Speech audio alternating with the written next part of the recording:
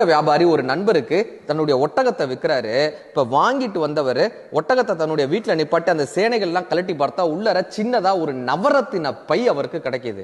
எல்லா நண்பர்களும் சொல்றாங்க, இது இறைவன் உனக்கு கொடுத்த பரிசுப்பா, உன் வாழ்க்கையை முன்னேற்றதுக்காக இறைவனா பார்த்து கொடுத்திருக்காரு. நீ ஒட்டகம் வாங்கும் போதே அவருக்கு காசு கொடுத்துட்ட, அதனால இந்த நவரத்தின பை உனக்கு தான் சொந்தம்ன்றாங்க. ஆனா இவர் கேட்கவே இல்லை. நான் யாரிடம் வாங்கினேனோ அவரிடம் தான் சென்று மீண்டும் இதை கொடுப்பேன் என்று சொல்லி அந்த ஒட்டக வியாபாரியை தேடி கண்டுபிடித்து அவரிடம் சென்று இந்த சிறிய நவரத்தின பையை அவர்கிட்ட ஒப்படைக்கிறார். இப்போ ஒரு கண்ணீர் மல்க சொல்றாங்க, நான் என் பொண்ணுக்கு திருமணம் பேசி வச்சிருந்தேன், அந்த திருமணத்துக்காகத்தான் நான் என்னுடைய ஒட்டகத்தையே வித்தேன், இந்த நவரத்தினங்கள்லாம் வச்சுதான் அவளுக்கு திருமணம் பண்ணணும்னு நான் முடிவு எடுத்திருந்தேன். ஆனா இந்த நவரத்தின போய் தொலைஞ்ச உடனே இந்த திருமணமே நிற்கக்கூடிய தருவாயில் இருந்தது. நீங்கள் அல்லாவை போல் வந்து இந்த திருமணத்தை காப்பாற்றினீர்கள், நீங்கள் எனக்கு இறைவன், நான் உங்களுக்கு ஏதாவது செய்யணும்னு ஆசைப்படுறேன், என்ன பண்ணணும்னு.